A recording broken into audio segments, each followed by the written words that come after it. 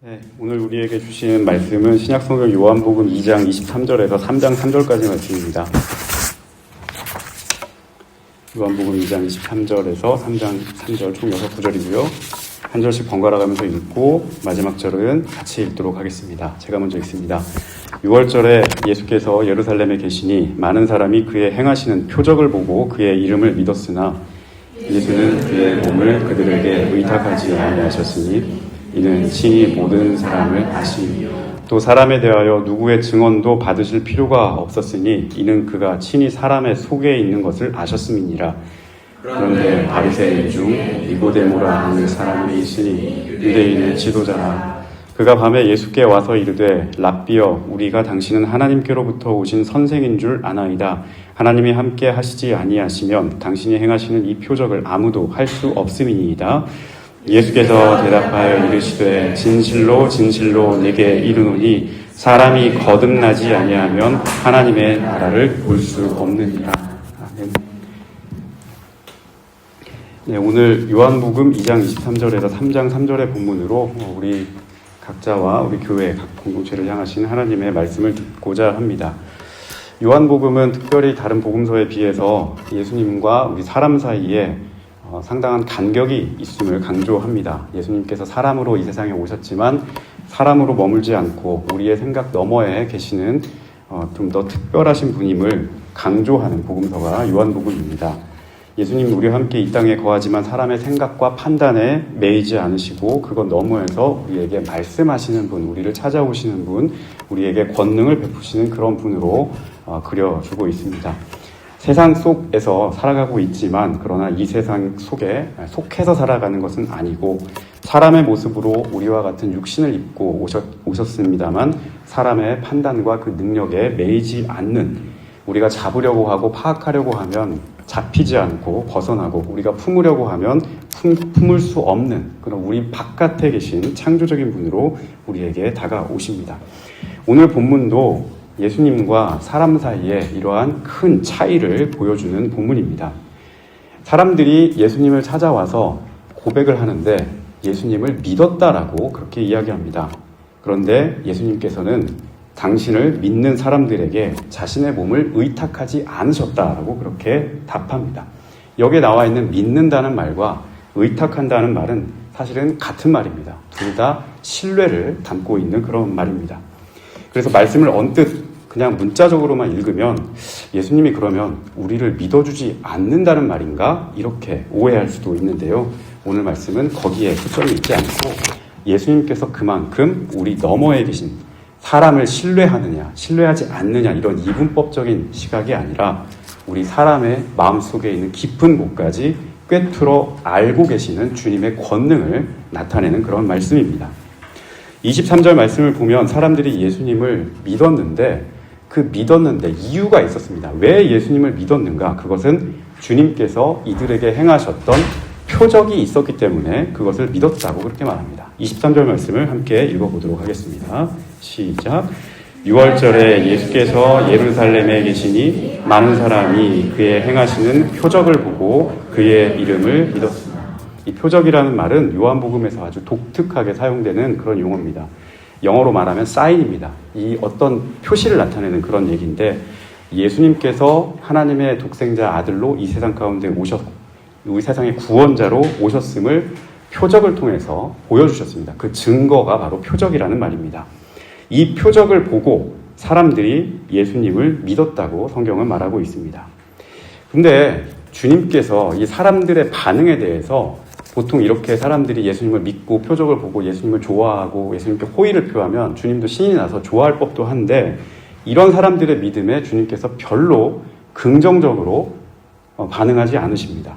그리고 이 사람들의 반응에 대해서 어느 정도 거리를 두려고 하는 모습을 보이십니다.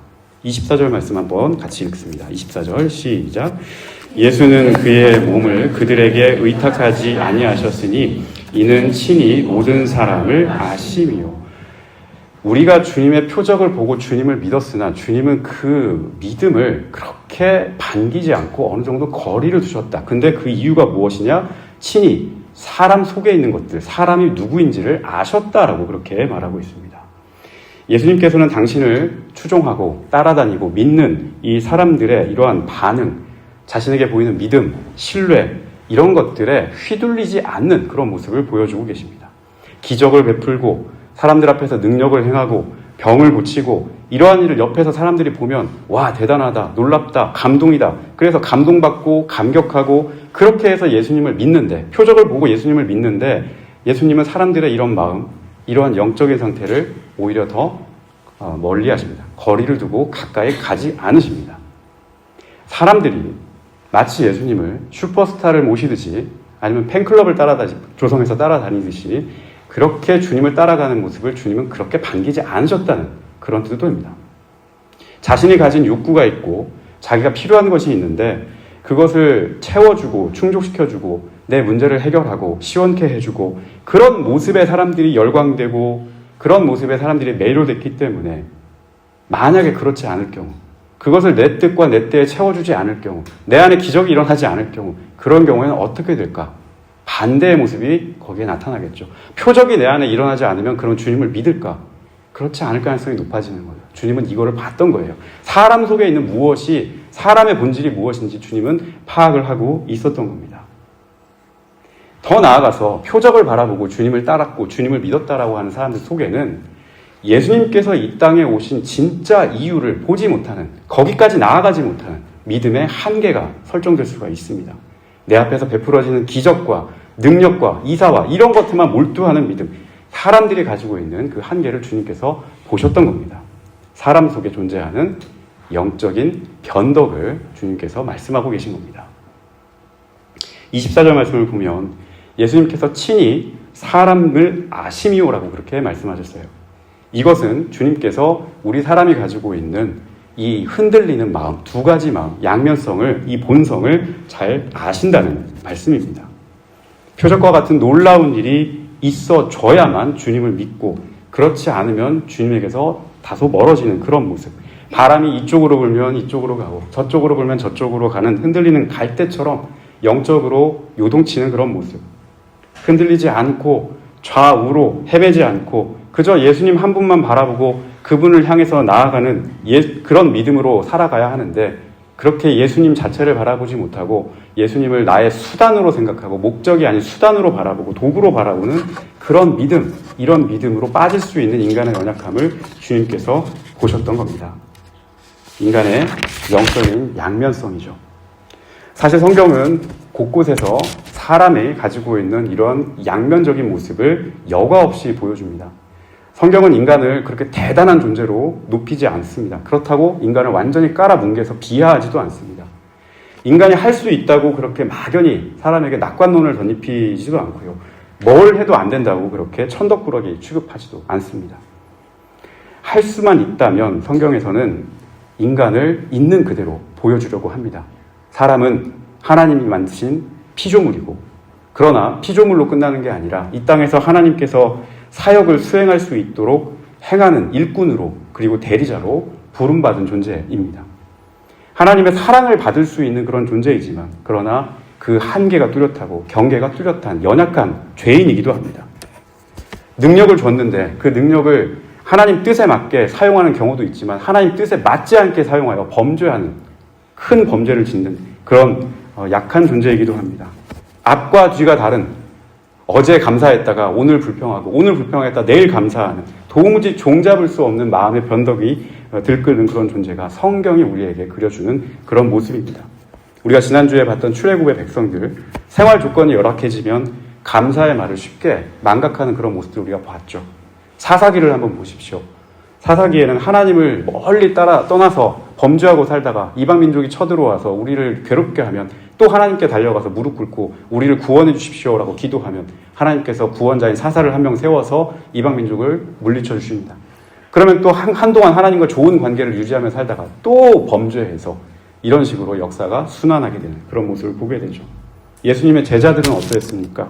주님과 함께 있을 때는 세상 어떤 어려움도 다 이겨낼 수 있다고 고백했고 절대로 나는 어느 순간에도 주님을 떠나지 않겠다고 그렇게 장담했던 그런 제자들이었지만 정작 주님께서 겟세마네에서 기도하시면서 군병들에게 체포당했을 때 제자들 중에 누가 주님을 지켜줬습니까? 누가 재판석상까지 주님과 함께 했습니까? 십자가 자리에 누가 주님과 함께 했습니까? 끝까지 함께한 제자들이 없었습니다. 아브라함도 모세도 다윗도 솔로몬도 사도 바울도 성경은 누구도 완벽한 사람은 없다고 그렇게 우리에게 말씀합니다. 제 아무리 믿음이 훌륭하고 가지고 있는 인격이 탁월하고 남의 존경을 받는 위인이라고 할지라도 하나님 앞에서는 그 인간적인 연약함이 있고 모자람이 있고 결핍이 있고 부족함이 있고 때로는 그릇 판단하기도 하고 실수하는 그런 모습이 있습니다. 성경은 인간의 이러한 양쪽의 모습을 여과 없이 그대로 보여줍니다. 사람을 숭배하지 말라는 뜻이기도 하고 하나님 앞에서 얼마나 부족하고 연약한 존재인가를 알라라고 하는 그런 말이기도 합니다.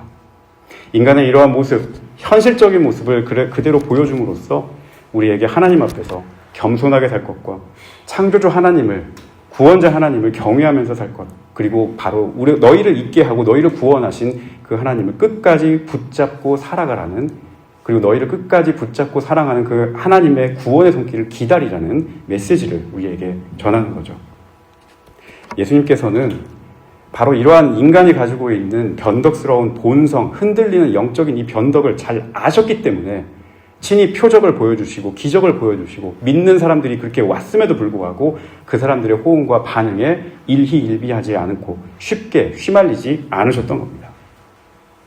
이 사람들 가운데 예수님을 믿고 따랐던, 표적을 보고 믿고 따랐던 사람들 가운데 오늘 3장으로 건너가게 되면 한 사람의 사례가 나옵니다. 그 사람의 이름은 니고데모였습니다.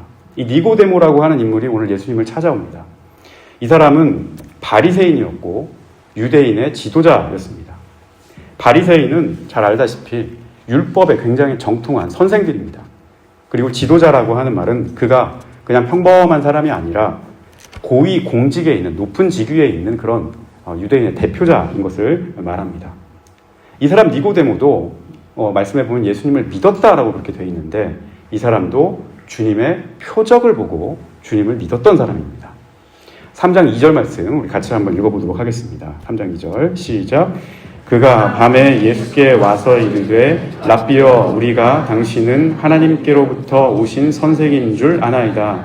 하나님이 함께 하시지 아니하시면 당신이 행하시는 이 표적을 아무도 할 수 없음이다.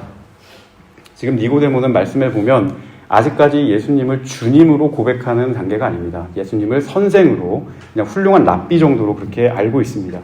그런데 그 훌륭한 랍비 선생인 예수님을 믿고 따랐는데 그 믿음의 근거가 뭐였냐? 주님께서 행하신 표적을 보고 이 사람도 따라왔던 겁니다. 이런 표적은 하나님께서 예수님과 함께하지 않으면 도저히 할 수 없는 일이다 라고 하는 그 확신을 가지고 예수님을 따라왔던 거죠. 하지만 이 니고데모가 지금 예수님을 대낮에 찾아오지 않고 한밤에 주님을 찾아왔어요. 예수님과 당시 대적하던 바리새인 출신이기도 하고 또 유대인들의 지도자였기 때문에 내가 예수님을 믿고 따라간다는 것을 확실하게 사람들 앞에서 드러낼 수 없었던 겁니다. 그래서 밤에 몰래 예수님을 찾아왔습니다. 은밀한 신자였던 거죠. 은밀하게 예수님을 그냥 몰래 믿는 그런 신자였던 거죠. 지금 이 상태로 주님을 찾아오게 됩니다. 니고데모가 예수님께 말하는 2절 말씀도 우리 아까 읽었지만 자세히 한번 보세요. 이 사람이 지금 예수님을 믿는다라고 얘기하지만 믿음의 고백을 지금 얘기하는 게 아니에요. 내가 주님을 믿습니다. 우리 베드로가 주는 그리스도시요 살아계신 하나님의 아들입니다. 이 믿음의 신앙 고백이 있었는데 지금 니고데모는 주님께 그 믿음의 고백을 드리는 게 아니라 가만히 보면 예수님에 대한 칭찬을 하고 있어요. 주님께서 이러이러한 능력을 베푸셨는데 이런 표적은 하나님께서 주님과 함께하지 않으시면 이거 되는 게 아닙니다. 참 놀랐습니다. 깜짝 놀랐습니다. 감동받았습니다. 이런 칭찬하고 있는 거예요. 예수님께서 이 니고데모의 말을 듣고 앞에 우리 2장에서 봤던 모든 사람들에게 보였던 반응과 똑같은 반응을 보이십니다. 사람들이 느꼈던 그 감동으로 주님께 다가왔던 니고데모에게 다시 한번 주님은 그 거리를 두시는 거죠. 3절 말씀 같이 한번 읽어보겠습니다. 예수님께서 뭐라고 답하시는지 3절 시작. 예수께서 대답하여 이르시되 진실로 진실로 내게 이르노니 사람이 거듭나지 아니하면 하나님의 나라를 볼 수 없느니라. 표적을 보고 기적을 보고 감탄하고 감동받고 놀랍다라고 하는 이 놀라움만으로는 주님께 다가오는 게 부족하다는 말씀이에요. 예수를 믿고 나아가서 그분을 믿는 것은 그분을 따른다는 말인데, 예수를 믿고 예수를 따르는 일은 주님께서 말씀하시는 바 다시 태어난다, 거듭난다는 거예요. 다시 태어나야 된다. 내 온 존재가, 내 모든 사고하는 방식이, 내가 지금까지 모든 것을 보았던, 세상을 바라봤던 모든 눈과 논리가 예수로 말미암아 다 바뀌어야 된다는 뜻이에요. 그냥 감동받고 주님 놀랍습니다, 나에게 이거 해주셨군요, 이렇게 하고 끝날 문제가 아니고, 내가 그분의 인격을 닮아서, 성경은 이것을 주님과 나의 연합이라고 얘기합니다. 내가 주 안에 있고 주가 내 안에 있는 이런 상태, 끊어지지 않는 상태, 이런 상태로 내 온 존재가 바뀌어가야, 거듭나야 비로소 하나님의 나라를 볼 수 있다고 예수님께서 말씀하셨어요. 오늘 본문에 나오지는 않습니다만 이 3장 3절 뒤에 가보면 예수님과 니고데모의 대화를 계속 보면 이 거듭남이라고 하는 문제를 가지고 예수님과 니고데모가 대화를 계속 이어갑니다. 니고데모는 거듭남을 계속 이해하지 못해요. 내가 거듭나야 된다고 예수님께서 말씀하셨는데 그럼 내가 엄마 뱃속에 다시 들어갔다가 다시 나와야 됩니까? 육체적으로, 물질적으로 그렇게 생각하고 있어요. 예수님께서 말하는 거듭남은 그게 아니다. 물과 성령으로 네가 다시 태어나지 않으면, 네 온 존재가 성령으로 말미암아 사로잡힌 사람이 되지 않으면 바뀔 수 없다. 성령을 사모하고 성령이 너에게 임하시기를 늘 기도하고, 그 성령이 너의 영을 열어서 내가 이 세상에 와서 십자가에 못 박혀 죽는 그 의미를 밝혀줄 것이다. 그렇게 말씀하고 3장이 끝나세요. 그 하나님의 위로부터 내려오는 은총이, 은혜가 있지 않으면 사람이 거듭날 수 없다는 걸 예수님께서 말씀하셨습니다. 거듭나지 않고서는 오늘 말씀에 하나님의 나라, 즉 하나님께서 다스리는 세상, 하나님께서 통치하시는 역사, 이것을 볼 수 없다고 말씀하셨어요. 우리 사람은 표적을 보여주는 예수님만 우리는 참된 주님으로 그렇게 고백하기도 합니다. 내 삶에 기적을 베풀고 권능을 주시고 내 앞길을 승승장구하게 하시고, 이런 주님만, 나를 도와주시는 주님, 진짜 주님이라고 그렇게 생각하기가 쉽습니다. 물론 그것도 우리에게 역사하시는 주님을 믿는 또 한 가지 방법이기도 합니다. 그렇게 믿는다고 해서 우리가 구원을 아예 못 받거나 그러진 않습니다. 그렇다고 주님이 그렇게 믿는다고 해서 우리를 버리고 넌 나하고 상관없다, 그렇게 말씀하지도 않습니다. 예수님께서도 그런 믿음을 틀렸다고 얘기하진 않았어요. 다만 그런 믿음을 가지고 있는 사람들과 거리를 좀 뒀을 뿐입니다. 예수님과 우리 사이에 그만한 믿음에 거리가 생겼다는 이야기는 그만큼 우리가 주님께로 더 가까이 다가가야 할 과제, 몫이 있다는 그런 뜻입니다. 믿음의 거리를 그만큼 좁혀서 주님과 가까이에서 행할 수 있는 과제가 우리에게 있다는 뜻이죠. 예수님께서는 오히려 표적을 보고 따르는 그 믿음, 그 상태에 머물지 말고 예수 안에서 더 나아가서 거듭난 사람이 되어라, 새 사람이 되어라, 성령의 충만함을 입은 사람이 되어라 라고 그렇게 말씀하셨습니다. 이것이 우리를 향한, 그리고 이 세상을 향한 하나님의 마음이고, 그 마음을 통해서 하나님의 역사를, 하나님의 나라를 볼 수 있는 거죠. 성경이 말하는 하나님의 나라가 무엇입니까? 세상의 논리로는, 세상의 지혜로는 쉽게 이해할 수 없는 나라입니다. 성경에서 주님은 이 세상에서 돌아가는 방식과 이 세상에서 운영되는 질서와는 좀 이질적인 그런 나라를 선포하시고 증거하셨습니다. 하나님 나라에서는 세리와 죄인이 먼저 그 나라에 들어갑니다. 나중된 사람이, 변두리에 몰린 사람이 하나님의 선택을 받습니다. 세상은 아니라고 얘기하고 누르고 외면하고 모른 척하고 심리적으로나 육체적으로나 바닥을 기는 그런 사람들을 하나님께서 끄집어내셔서 그 사람들을 다시 회복시켜 주시고 반등하게 하시고 그 나라의 일원으로, 그 나라의 백성으로 받아주시는 놀라운 구원의 역사, 역전의 역사를 보여주는 게 하나님의 나라죠. 거듭나지 않으면 그 나라를 볼 수 없는 겁니다. 거듭나지 않으면 그런 겸손한 마음으로 세상을 바라볼 수가 없게 되는 겁니다. 우리의 온 존재가, 생각하는 방식이, 세상을 바라보고 사람을 바라보는 그 눈이 그리스도의 인격을 닮아서 성령의 충만함을 받아서 새 사람으로 거듭나는 그런 역사를 주님께서는 우리에게 말씀하고 계십니다. 오늘 요한복음 3장의 니고데모는 이 거듭남의 믿음을 말씀하는 예수님을 확실하게 이해하지 못했고 또 예수님을 확실히 따라가지 못하는 모습을 보였습니다.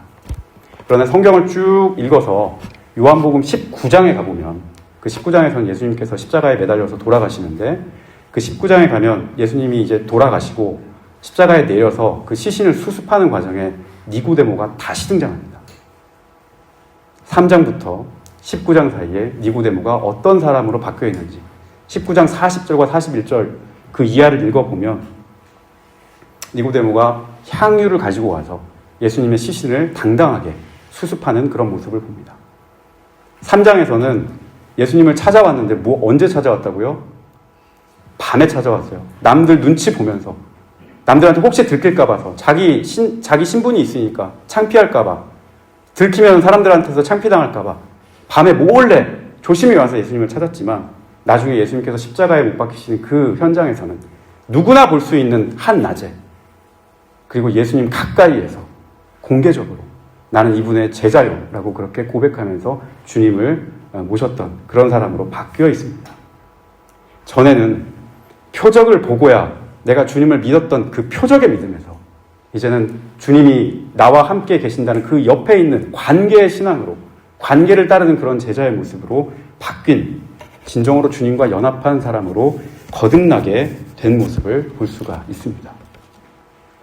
우리 성도 여러분, 여러분께서는 여러분의 신앙의 여정에서 어떤 주님을 만나기를 원하시고 어떤 주님과 동행하기를 원하십니까? 표적과 기적과 권능을 베풀어 주시는 주님을 원하십니까? 네, 그런 주님이 항상 여러분과 함께 하시기를, 저와도 함께 하기를 저도 항상 늘 기도합니다. 이런 주님은 우리의 믿음에 필요합니다. 그러나 그런 주님만 여러분 바라고 계신다면 믿음의 반쪽밖에 되지 않는다는 사실을 기억하시기 바랍니다. 주님 한 분만으로 충분할 수 있는 그런 믿음이면 더 좋겠습니다. 예수를 수단으로 삼아서 내 목적을 이루기 위한 방법으로 주님을 믿는 게 아니라 나에게 그냥 예수 그 자체가 목적이 되고 그분을 따라가는 것만으로도 충만하고 감사한 그런 신앙이면 더 좋겠습니다. 오늘 시편 23편에 그런 말씀이 있죠. 여호와는 나의 목자시니 내가 부족함이 없으리로다 라고 한 말씀이 있죠. 주님이 나의 목자시고 내 옆에 계신 것만으로도 충분한, 주님 그 한 분만으로도 충분한 부족함 없는 그런 믿음이 여러분에게 넘치기를 간절히 바랍니다. 오늘 주님은 우리에게 사람의 본성에 대해서 말씀하셨고 또 그것을 넘어서서 거듭난 존재로 살아가기를, 거듭난 존재로 살아가는 그 믿음에 대해서 말씀을 하셨습니다. 우리의 신앙이 예수님 자체를 바라보는 그런 믿음, 예수님 한 분만으로 충분한 믿음, 그분과 동행하면서 기쁨도 시험도 함께 누리고 함께 통과할 수 있는 그런 믿음의 자리로 우리를 불러주셨습니다. 우리의 부족한 믿음에도 늘 신실하게 우리를 붙잡아 주시는 예수님을 언제나 의지할 수 있기를 바랍니다.